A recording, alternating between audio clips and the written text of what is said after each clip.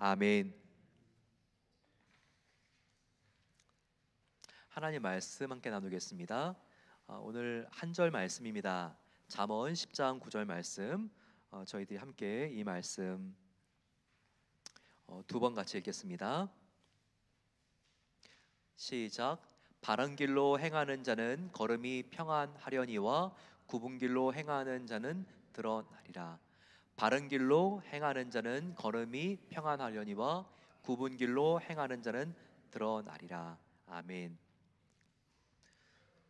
소리 없는 가장 강력한 힘, 바로 성품입니다. 걸프 전쟁이 일어났을 때 부시 대통령은 그 모든 전쟁을 실시간 보고를 받으면서 인공위성을 띄워놓고 그리고 영상 통화를 통하여서 다 지켜보고 있었습니다. 그런데 그 백악관 안에는 사성 장군도 있었고 전략 전문가들 또 이 중동의 지형학적인 박사들도 있었지만 가장 옆에서 대통령을 보좌했던 사람 그리고 대통령이 간절히 이렇게 옆에 있기를 원했던 사람은 바로 빌리그레암 목사님이었다고 합니다.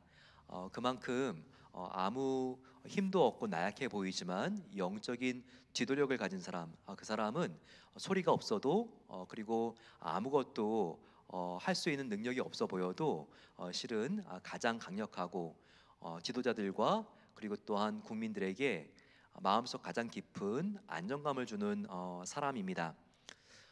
저도 어렸을 때 기억들이 있습니다.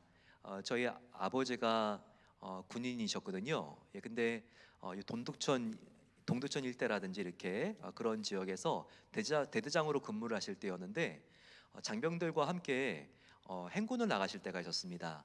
그러면 그때 저의 나이가 5살 정도 되었는데 아버지가 행군을 나가기 위해서 한 600명 정도 되는 대대원들 전체가 있으면 군종병 아저씨를 제가 아저씨라고 불렀는데 올라오게 해가지고 기도를 하게 했고 아버지가 철모를 벗어가지고 기도를 받고 그 뒤에 600명들이 함께 기도하면서 출발하는 모습들이 생각이 납니다. 예, 그 군종병을 생각하면 대대에는 군종 참모 장교가 오는 것도 아니고 군목이 오는 것도 아니고 군종병이었고 그 당시에 군종병은 제가 생각했을 때 예, 한 일병 정도 되는 계급이었거든요. 예, 오신 지 얼마 안 되는 군종병이었는데 근데 그 군종병이 기도할 때 정말 예, 영관급들 그리고 또 장교들이 또 모든 또 이렇게 대대원들이 함께 기도를 받고 출발하고 또 돌아오면 기도로 마치고 이렇게 하는 모습을 보게 되면서 정말 소리 없는 가장 강력한 힘, 이게 바로 성품이며 영적인 힘이구나, 이런 것들을 어릴 때부터 배웠던 적이 있었습니다. 제가 총신대학원, 한국에서 대학원을 다닐 때 학교가 참 어려웠습니다.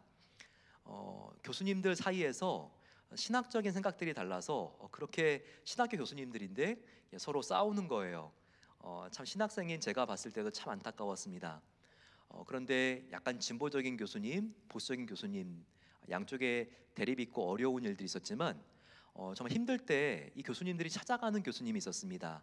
그분은 최홍석 교수님이었는데요. 조직 신학을 공부한 교수님이었어요. 그런데 최홍석 교수님은 모든 교수님들 중에서 유일하게 박사학위가 없는 분이었습니다.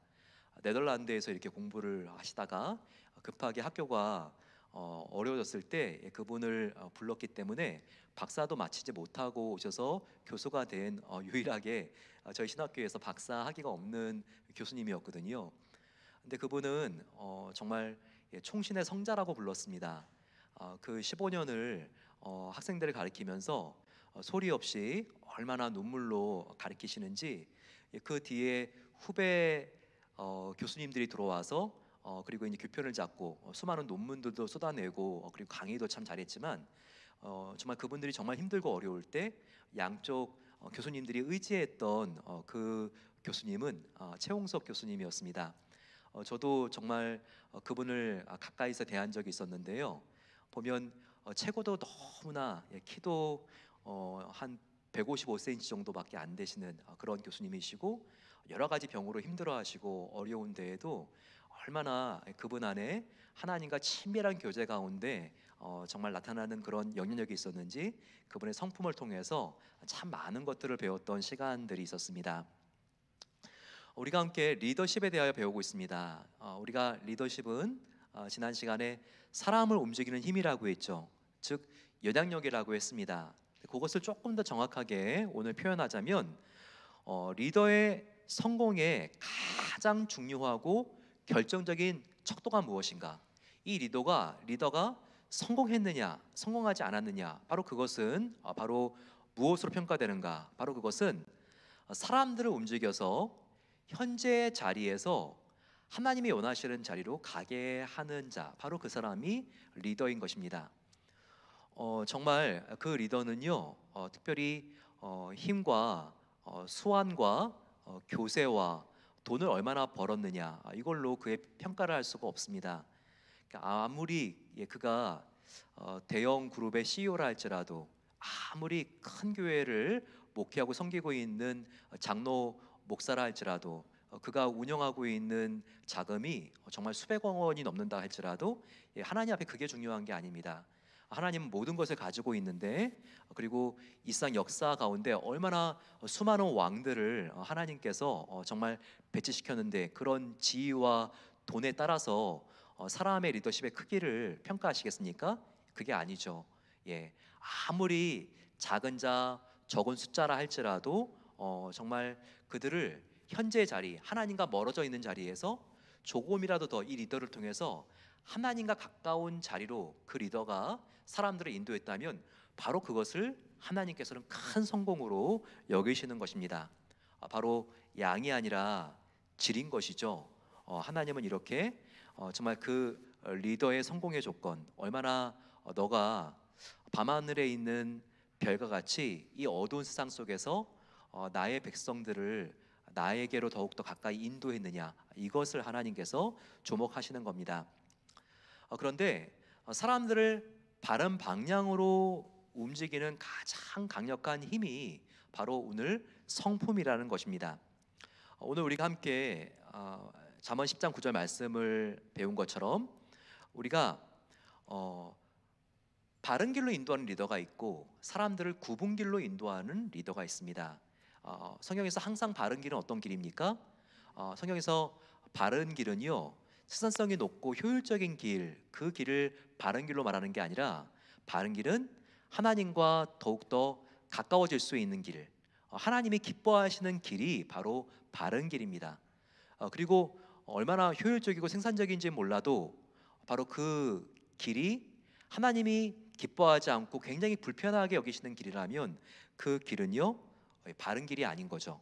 사람을 가장 어려운 길로, 심판의 길로 인도하는 나쁜 길인 거죠. 그런데 사람을 바른 길, 하나님이 기뻐하시는 바로 그 길로 인도하는 가장 강력한 힘은 바로 성품이라는 겁니다. 인테그리티, 바로 온전함이라는 거죠. 온전함처럼 영어 단어 중에서 번역하기가 어려운 단어가 없다고 합니다. 이 인테그리티는요, 흩어지지가 않고 인테그럴, 이게 모여 있고 통합되어 있고 균열이 없는 걸 말하죠. 이것처럼 흠이 없고 더럽혀지지 않은 깨끗한 상태, 바로 그런 상태를 말합니다. 온전한 성품, 정직성, 신뢰성, 진실함, 그리고 상황을 초월한 일관성, 올곧음, 바로 이것을 우리가 이 인테그리티라고 하는데, 이 인테그럴, 온전함은요, 이렇게 우리가 한 단어로 표현하기 힘든 이게 하나님의 성품입니다. 하나님의 그 거룩하심과 완전함, 그것을 가장 우리가 잘 표현한 단어가 바로 이 온전함이라고 할 수 있죠. 우리 모두는 다른 사람을 옳은 길로 인도하는 리더가 되기 위해서 바로 이 인테그리티가 있어야 합니다. 그런데 이 온전함을 가장 우리가 배울 수 있는 우리의 롤 모델, 바로 예수 그리스도라는 것을 우리가 알고 예수님을 통해서 우리가 이 성품을 배울 수가 있어야 하는 것입니다. 영적인 리더의 가장 큰 고민이 있다면 어떻게 사람이 좀 나를 따르게 할 것인가, 이런 부분일 겁니다. 저도 이렇게 목회를 하다 보면요, 이런 고민을 많이 하게 됩니다. 어떻게 하면 사람들이 나를 따르게 할 것인가? 이런 생각을 하다가 이런 생각 자체와 고민이 부질없다는 생각을 많이 하게 됩니다. 그래서 항상 제가 경험하는 게 있다면, 내가 하나님을 잘 따르는 리더가 되면 자연적으로 사람은 나를 따른다라는 생각을 하게 됩니다. 따라서 왜 이렇게 나를 따르지 않을까 고민하고 있을 때 바로 그 시간이 아깝습니다. 내가 그렇게 사람들이 따르지 않는 걸 느낀다면, 내가 하나님을 그동안 어떻게 따라왔는지를 점검하면서, 하나님, 내가 더욱더 하나님 앞에 온전한 마음으로 따르지 못했군요. 내가 통회하며 회개합니다. 하나님을 더 잘 따를 수 있는 겸손하고 온유한 마음을 주세요. 이렇게 새롭게 시작을 하면 나를 통해서 사람들이 하나님께로 인도되어 가고, 그리고 또 하나님께서 그런 리더들의 권위를 세워주는 것을 우리가 경험할 수 있습니다. 그런데 사람을 따르게 하는 게 리더인데요, 이 세상 사람들이 사람을 따르게 하는 힘과 하나님의 지도자가 사람을 따르게 하는 힘하고는 다릅니다. 이 세상에는 어떻게 사람들을 따르게 하려고 하죠? 첫 번째는 지위로 누리려고 합니다. 지위로, 내가 누군데, 내가 너보다 얼마나 더 노력을 했고 얼마나 더 성취를 했는데 나를 따르지 않아? 나를 따라야지, 이렇게 말을 하죠. 과거에는 이게 통했습니다. 적어도 한 20년 전에, 이때까지는 뭔가 이렇게 사회가 다원화되고 상대주의 사회가 아니었기 때문에 이 부분이 통했는지 몰라요. 굉장히 그 당시에는 가부장적이었고, 그리고 X세대가 아니라 세대로 말했을 때는 베이비 부모 세대가 이렇게 주류를 이루었던 3, 40대였던 시대였죠. 그런 데는 내가 너가 가지고 있지 않은, 내가 박사학위를 가지고 있어, 특허를 가지고 있어, 내가 너보다 책을 몇 권이나 더 썼는 줄 알아? 이런 것들이 사람들을 끄는 힘이 됐고, 그래, 내가 저 사람에 비해서 지위와 경력이 부족하지라고 하면서 사람들을 끌 수 있는 그런 요인이 되었습니다. 나이도 힘이죠. 우리가 뭔가 나이가 많다면 내가 저 사람을 따라야 돼, 이런 생각을 하게 했죠. 그리고 내가 목사라니까, 장로라니까, 권사라니까, 이런 것들이 정말 교회 안에 성도들을 따르게 할 수 있는 그와 같은 힘이 되었습니다. 하지만 지금은 그렇지가 않죠. 그 사람 안에 뭔가 특별한 게 있지 않으면, 남들이 보지 못하는 정말 그 안에 뭔가 비밀스러운 것이 있지 않으면 사람들이 별로 따라 주려고 하지를 않습니다. 하지만 바로 지위로 사람들을 내가 따르게 하려는 거, 바로 이것은 내가 사장이니까, 내가 부장이니까 내 말을 들어야 돼, 바로 이 세상의 리더십이라고 할 수 있죠. 또 하나는 돈입니다. 내가 돈을 더 많이 줄 테니까 나를 꼭 따라야 돼. 그리고 내 말을 꼭 들어야 돼. 그랬을 때 내가 더 많은 상여금을 줄 수 있고 연봉도 올려줄 수 있어. 이것도 사람을 끌게 하는 힘입니다. 그래, 돈이 된다고? 그래, 그러면 내가 해야지. 사람들이 정말 돈의 우상이 되는 경우가 많기 때문에 돈도 사람들을 끄는 힘이 되죠. 하지만 이 돈은 한계가 있습니다. 내가 지금 이 사장에게 받을 수 있는 연봉보다 저 회사 사장이 제의하고 있는 연봉이 많다면, 지금 내가 이 식당에서 주방장으로 일하는 것보다 저 식당에서 주방장으로 일하는 것이 더욱더 많은 고액의 제의가 들어온 것이라고 하면 바꿀 수 있는 것이죠. 이렇게 돈으로 사람을 끌려고 하는 것도요, 이것도 영원하지 않습니다. 이것도 분명히 한계가 있는 거죠. 왜냐하면 사람은 이익에 따라서 움직이기 때문입니다. 또한 두려움을 줄 수 있습니다. 육체적 언어적인 폭력으로 너 내 말 들어야 돼. 어디가 그렇죠? 군대가 그렇습니다. 그리고 또한 수치심과 죄책감을 이용해서 너 이 약점 있지, 너 나 따르지 않으면 이거 다 말해버릴 거야, 이렇게 말하면서 사람들을 꼼짝 못하고 조종하는 경우들이 있죠. 참 안타깝습니다. 저도 어렸을 때 이렇게 참 보면 이렇게 어린 아이들이니까 철이 없었던 것 같은데,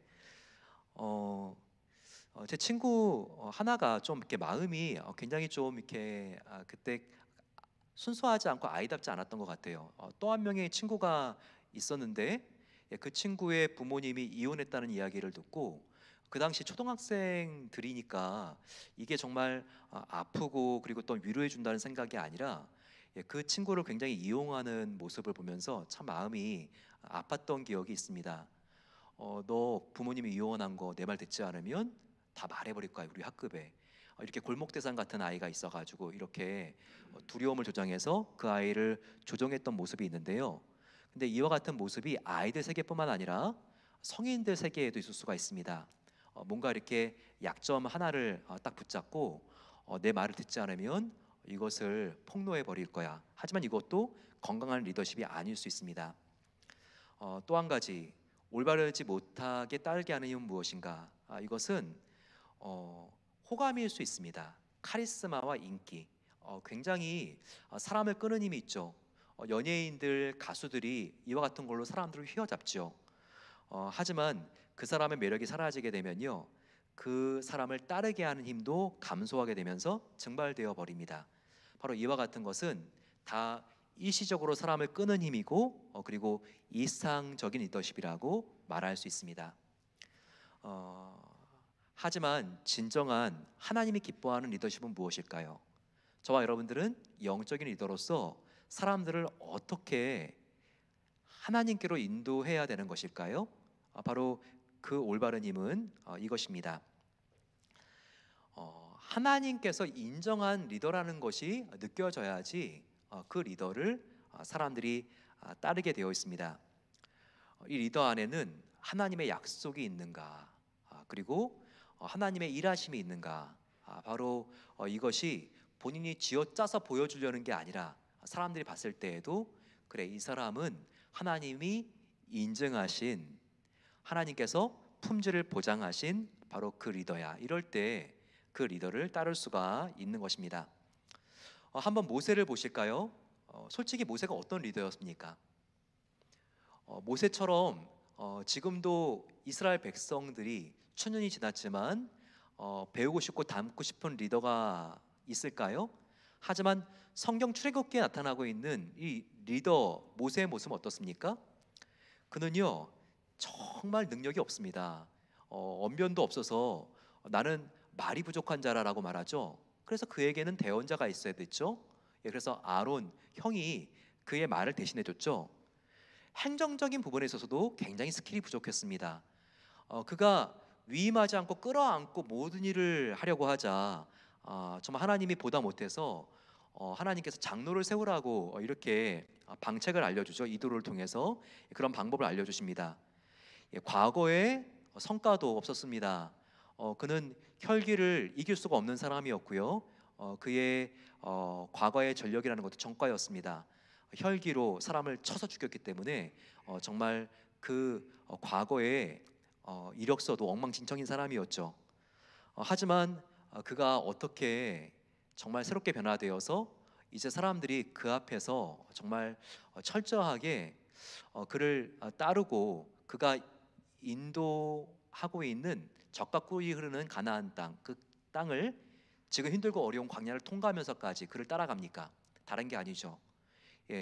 그 안에는 하나님의 약속이 있었고 그리고 하나님이 그와 함께하다는 것을 백성들이 똑똑히 지켜보았기 때문입니다. 정말 이 모세를 보시기 바랍니다.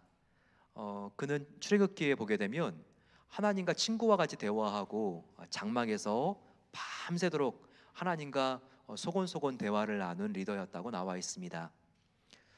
그리고 다른 사람이 막 비방을 하려고 할 때도 모세는 애써서 자기를 합리화시킨다든지 함께 비방하지 않았습니다. 심지어 백성뿐만 아니라 가장 믿었던 미리암과 아론, 자기의 친남매가 자기를 비방하는 데에도요 나는 부족한 자라고 오히려 항변하지 않습니다. 하지만 하나님께서 그를 세워주셨습니다. 이것을 백성들과 이 남매 미리암과 아론은 보았고 이와 같은 모습을 보면 볼수록 이 모세를 함부로 할 수 없는 사람이라는 것을 알게 되었죠. 그리고 그의 권위를 존중합니다. 모세는 결코 권위적이지 않았지만 그 안에 하나님의 살아있는 권위가 있는 사람들이었기 때문에 사람들이 그를 따랐던 것입니다. 두 번째, 사람을 따르게 하는 힘은 무엇인가? 바로 그것은 사람들에게 두려움을 줘서 이것을 안 하면 어떻게 되는지 알아? 조정하려는 게 아니라 바로 사랑의 힘입니다. 내가 정말 하나님의 그 사랑을 저 리더를 통하여 내가 지금까지 받았는데 내가 이해가 되지 않아도 저 리더를 따라야 되겠다라고 하는 마음을 들게 하는 힘, 바로 사랑인 것이죠. 특별히 예수님은 사랑의 섬김의 종이었습니다. 리더는 먼저 사랑의 섬김의 종이 되신 예수님의 진정한 팔로워가 될 때 다른 사람이 따를 수 있는 리더가 될 수 있는 것입니다. 우리가 함께 예수님의 그 섬김의 리더십을 배울 수 있는 말씀이 있죠. 마태복음 20장입니다. 다음 장 한번 우리 넘겨보고 같이 한번 읽어보겠습니다. 누구든지 시작. 누구든지 크고자 하는 자는 너희를 섬기는 자가 되고 너희 중에 누구든지 으뜸이 되고자 하는 자는 너희 종이 되어야 하리라. 인자가 온 것은 섬김을 받으려 함이 아니라 도리어 섬기려 하고 자기 목숨을 많은 사람의 대속물로 주려 함이니라. 예수님이 온 것은 섬김을 받으려 한 것이 아니라 섬기려고 오셨다는 것입니다. 저와 여러분들이 교회 안에서 뭔가 직분이 있고 역할이 있다면 그것은 내가 인정받기 위해서 섬김을 받기 위해서가 아니라 내가 섬기기 위해서 바로 이 직분을 감당한다라는 것을 알아야 합니다. 하지만 섬길 때만 느끼는 게 있죠. 바로 예수님의 마음이 느껴지고 예수님의 평안함과 깊은 위로가 우리를 감싸 안습니다. 이런 보람과 감사를 정말 느껴본 사람은 그 깊은 맛을 알죠. 바로 섬김의 리더만이 이것을 하나님으로부터 보상받을 수 있습니다. 그리고 또한 무엇이 사람을 움직이게 합니까? 온전한 리더십, 바로 인테그리티입니다. 우리가 앞에서 함께 배웠지만 이 인테그리티는요, 흠이 없고 균열되지 않는 정말 온전하고 정직하고 믿음직스러운 품성을 말하죠. 그런데 이 사람이 정말 온전한 성품인가, 인테그리티가 있는지를 어떻게 측정합니까? 바로 그 측정하는 계기가 있는데요. 바로 언행일치입니다. 이 사람이 말한 것과 행동이 얼마나 간격이 이게 벌어지지 않고 일치하는가. 저 사람이 한번 말하면 그 말 자체가 보증수표야. 이렇게 말하는 사람, 이런 사람에게는요, 바로 온전한 성품이 있는 거죠. 인테그리티가 있는 겁니다. 저 사람 입만 열면 거짓말이야. 이런 사람이 아무리 자기는 온전한 리더라고 말한다 할지라도 그 사람을 따를 수 있을까요? 그렇지 않습니다. 바로 우리는 이와 같은 온전한 성품이 저 사람이 말하면 내가 믿고 따라도 돼. 이와 같은 정말 팔로워들이 온전히 기쁘게 안심하고 따를 수 있는 리더라는 것을 우리가 함께 알아야 하는 것입니다. 특별히 우리가 온전한 리더가 되기 위해서는요, 하나님과 가까워야 합니다. 하나님과 친밀해야 되고요. 하나님과 친밀하기 위해서는요, 하나님과 만나는 그런 체험이 있어야 합니다. 우리가 온전한 리더들을 보게 되면요, 특별히 이와 같이 하나님과 만나는 아주 특별한 체험이 있는 사람들이었습니다. 미국의 D.L. 무디 목사님과 더불어서 대각성 부흥 운동을 일으켰던 목사님 중에 찰스 핀이라고 하는 목사님이 있었어요. 이 찰스 핀이라고 하는 목사님은 원래 변호사였습니다. 그런데 어느 날 정말 하나님께서 자기의 의지가 아니라 하나님께서 바로 자기에게 다가오는 것, 바로 그 인카운터를 정말 주체할 수가 없어서 그가 목회자로 되기로 헌신하고 그리고 부흥사의 길을 가게 되는데요. 이와 같이 하나님을 처음 만났던 그 임재 순간을 표현하고 있습니다. 내 모든 감정이 끌어올라 분출되는 것 같았다. 내 영혼을 전부 하나님께 쏟아놓고 싶다는 생각이 들었다. 걷잡을 수 없이 격양되어 나는 사무실 뒷방으로 급히 들어갔다. 들어가 문을 닫는 순간 주 예수 그리스도를 대면하여 뵙는 것 같았다. 그분은 아무 말씀이 없으셨지만 극히 바라보시는 눈빛에 나는 그만 그분 발 앞에 엎드러지고 말았다. 그분이 실제로 내 앞에 서 계신 것 같았다. 나는 그분 발치에 엎드려 내 영혼을 쏟아놓았다. 어린아이처럼 엉엉 울면서 목맨 소리로 고백했다. 내 눈물로 그분의 발을 다 적신 것 같았다. 나는 성령의 강한 세례를 받았다. 전혀 예상하지 못한 일이었다. 그런 것이 있는 줄 생각조차 해본 일이 없었다. 세상 누구로부터 그런 얘기를 들어본 기억도 없다. 그렇게 성령님은 내 몸과 영혼을 관통하는 것처럼 내게 임하셨다. 그 가마는 나를 훑고 지나가는 전기 파도처럼 느껴졌다. 사랑의 물결이 밀려 들어오는 것 같았다. 그 밖에 달리 표현할 길이 없다. 하나님의 호흡에 내가 휩쓸려 빨려 들어가는 것 같았다. 내 마음 가득히 밀려오는 그 놀라운 사랑은 말로 표현할 수 없었다. 나는 기쁨과 사랑에 목 놓아 울었다. 흘러 넘치는 말 못할 마음을 문자 그대로 엉엉 울음으로 쏟아냈다. 그 물결은 쉬지 않고 계속 나를 덮쳐왔다. 결국 이렇게 부르짖었던 기억이 난다. 이 물결이 계속 저를 덮치면 죽을 것 같습니다, 주님. 더는 견디지 못하겠습니다. 그래도 나는 전혀 죽음이 두렵지 않았다. 찰스 피니의 삶은 그 이후로 완전히 달라지게 되었고, 그는 하나님과 친밀한 교제를 날마다 순간마다 이어갔습니다. 그러는 순간 그에게는 자기가 조장하지 않았지만, 억지로 끌어내려고 하지 않았지만, 사람들이 그의 곁으로 오고 그 안에 있는 하나님을 정말 갈망하는 놀라운 일이 일어났습니다. 부흥 집회도 아니었고, 자기 목회하는 교회에서 사업을 하고 있는 한 지배인의 공장에 신방을 갔을 때였습니다. 그때 그 공장에서 일하고 있는 약 100여 명의 여자 공장 직원들이 있었는데, 그가 지나가고 있는데도 그 안에 있는 하나님의 사랑이 자연스럽게 느껴지고 감동이 되어서 그 여자 모든 직원들이 하던 일들을 멈추고 그를 따라갔고, 그리고 무릎 꿇게 되었고, 이 목사님의 기도를 받기 위해서 함께 눈물을 터뜨리고 하나님 앞에 나왔을 때 놀라운 성령의 임재가 임했다고 나와 있습니다. 정말 일상의 리더십과 영적인 리더십은 다릅니다. 또한 영적인 리더십은 뭔가 카리스마로 사람들을 막 쓰러뜨린다던가 예언의 은사, 이와 같은 부분에서 기인된다기보다는 그 리더가 하나님과 친밀할 때 하나님께서 그에게 넣어주시는 권위인 것입니다. 이와 같은 하나님이 인정하시는 성품을 가진 리더의 특징은 무엇인가? 이런 온전한 리더는요, 그를 따르는 사람과 공동체가 하나님의 약속을 성취할 수 있도록 돕습니다. 영적인 리더십을 가진 사람들 중에는요, 이만이라든지 그리고 통일교회 문선명이라든지 신천지의 교주라고 한다든지 이런 사람도 영적인 리더십이 있죠. 하지만 그 리더십은요, 꽝입니다. 왜 그럴까요? 예, 바로 하나님이 약속하신 그곳으로 결국 인도를 못하기 때문에 그런 것이죠. 하지만 하나님이 인정하시는 바로 그 리더, 온전한 리더는요, 그를 따르는 팔로워들과 영적인 공동체를요, 하나님의 약속을 성취할 수 있도록 그가 다리를 놓습니다. 성취를 할 수 있도록 도와주는 리더죠. 또 하나님이 인정하신 성품을 가진 리더의 특징은 무엇인가?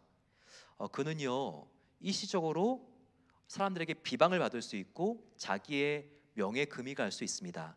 하지만 때가 되면 하나님이 그의 명예를 다시 회복시켜 주십니다. 바로 이와 같은 특징이 있죠. 모세를 보십시오. 우리가 모세나 다니엘이나 정말 고난이 없는 리더는 없습니다. 수많은 손가락질과 그를 향한 욕과 아픔들이 있죠. 하지만 그가 하나님과 연결되어 있다면 하나님 반드시 그의 명예를, 하나님의 자존심을 걸고 회복시켜 주시는 겁니다. 또한 하나님의 임재가 나타나는 리더의 삶을 통해서 주위의 사람들이 그 삶이 긍정적으로 변화될 수 있도록 도와주게 됩니다. 영적인 리더의 성공은 돈이나 숫자나 교세가 아니라 다른 사람들이 변화되어 예수님을 닮아가는 것으로 그 증거가 나타난다는 겁니다. 그러면 성품과 이런 온전함, 인테그리티는 어떻게 준비될 수가 있는가? 영적인 사역은 성령의 사역입니다. 우리가 성령 하나님과 더욱더 친밀한 삶을 살기 위해서 항상 그분과 머무르고 대화를 해야 합니다. 우리가 결정을 하고 판단을 내리기 전에 우리가 한 번 더 성령님의 생각은 어떻습니까? 우리가 물어볼 수 있다면 우리는 하나님 기뻐하시는 영적인 리더의 길에 조금 더 가까이 다가서는 것입니다. 또한 우리의 온전한 지정의가 형성될 수 있도록 경건한 생활과 독서와 배움을 위하여 노력해야 됩니다. 예수님도요, 하나님이었지만 온전한 리더가 되기 위해서 노력했습니다. 예수님께서도 정말 깨어서 기도의 자리로 가기 위하여 노력하셨고 성경 말씀을 배우기 위하여 노력했습니다. 예수님이 하나님인데 성경 공부가 필요했을까요? 예, 그렇죠. 예수님도 하나님께 배워서 또 공생애 동안 사역하고 있는 예수님의 말씀들이 나타나죠. 요한복음 15장 15절 보게 되면 예수님 말씀하십니다. 내가 내 아버지께 들은 것을 다 너희에게 알게 하였음이라. 내가 하나님이기 때문에 그냥 너희에게 말한다가 아니라 예수님은 하나님 아버지께 들어서 배운 것을 너희에게 알게 한다 라고 말씀하시죠. 예수님이 구약 성경에 정통했던 것도요, 하나님의 놀라운 임재와 또한 하나님의 직관적인 가르침뿐만 아니라 예수님이 또한 노력해서 하나님 말씀을 암송하고 그리고 또 그 말씀을 또 적재적소의 영적인 전쟁에 사용했다는 것을 우리는 알게 됩니다. 그래서 우리는 더욱더 온전한 리더가 되기 위해서 경건한 독서와 그리고 또한 하나님 말씀을 묵상하고 더욱더 하나님과 친밀하게 교제하며 하나님의 성품을 배워가려고 하는 이 노력이 있어야지 우리가 온전한 리더가 될 수 있는 것입니다. 또한 온전한 리더가 되기 위해서는 우리의 결심과 노력이 필요합니다. 빌리 그레함이 젊은 시절에 굉장히 빌리 그레함뿐만 아니라 다른 그 당시에 유명한 부흥사들이 활약을 하고 있었습니다. 하지만 어느 정도 궤도에 오르게 되면요, 성적인 문란함과 돈적인 문제로 인해서 그와 같은 정말 그 당시에 세계를 주름 잡는 것과 같은 부흥사들이 턱턱턱턱 쓰러지는 것을 목격할 수가 있었습니다. 바로 그랬을 때 빌리 그레함은 자기의 동료들과 함께 다 모이게 해서 함께 대화를 나눕니다. 그리고 자기부터가 우리가 함께 가장 영적으로 연약한 부분들을 나누자고 그렇게 말을 하고 그런 자기 약점들을 털어놓죠. 나는 성적으로 굉장히 연약하고 흔들리는 부분이 있습니다. 나는 굉장히 자리에 욕심이 있습니다. 정말 꺼내기 힘들고 어려운 그런 이야기들을 이 부흥회를 인도하는 팀이 빌리 그레함과 함께 털어놓습니다. 그리고 나서는 빌리 그레함이 오늘 우리의 이 결심, 우리는 약하기 때문에 하나님께 정말 매달리자고 우리의 말로 다짐한 것을 끝내지 말고 우리가 사역을 하자고 하면서 빌리 그레함 사역서를 만들죠. 그러면서 우리는 영적인 집회를 할 때 항상 하나님 앞에 성적인 그리고 또한 우리가 하나님 앞에 재정에 있어서 그리고 그 어떤 쾌락에도 우리가 성결할 것을 우리는 정말 헌신하고 다짐합니다. 여기에 다 사인을 하게 합니다. 그 결과 이 빌리 그레함 재단은요, 완전할 수는 없었지만 빌리 그레함이 죽을 때까지 빌리 그레함을 포효하면서 이와 같은 대표적인 리더들이 정말 큰 문제가 없이 이 순결함을 지키면서 복음 사역을 감당할 수가 있었습니다. 이 온전함, 이것은 그냥 뜬구름으로 안 됩니다. 우리 마음속에 우리 연약함을 인정하고 하나님 앞에 우리가 헌신을 약속해야 됩니다. 그럴 때 이 온전함이 지켜질 수 있다는 거 우리가 꼭 기억해야 되겠죠. 하지만 이와 같은 온전한 리더가 되는 것은 어렵지만 말로 다 표현할 수 없는 하나님의 보상이 있습니다. 잠언 2장 7절 보게 되면 이런 온전한 리더는 하나님이 완전한 지혜를 그의 머리와 생각 속에 쏟아부어 주십니다. 그는 정직한 자를 위하여 하나님께서는 완전한 지혜를 예비하시며 행실이 온전한 자에게 방패가 대신하니라고 말씀하고 있습니다. 또한 잠언 20장 7절에는 온전히 행하는 자는 의인이며 그의 후손에게도 하나님께서 놀라운 축복을 주신다고 말씀하십니다. 시편 26편 1, 2절에는 내가 나의 온전함을 행하였사오니 요동치 아니하고, 하나님께서 요동하지 않는 그와 같은 놀라운 축복을 주십니다. 이와 같은 은혜 속에 저희들 감사하며, 하나님, 내가 사람이 아니라 하나님 앞에 온전한 리더 되기를 소망합니다. 이 고백으로 함께 우리 찬양하면 좋겠습니다. 우리 하나님, 성령 하나님과 친밀해지기를 원합니다.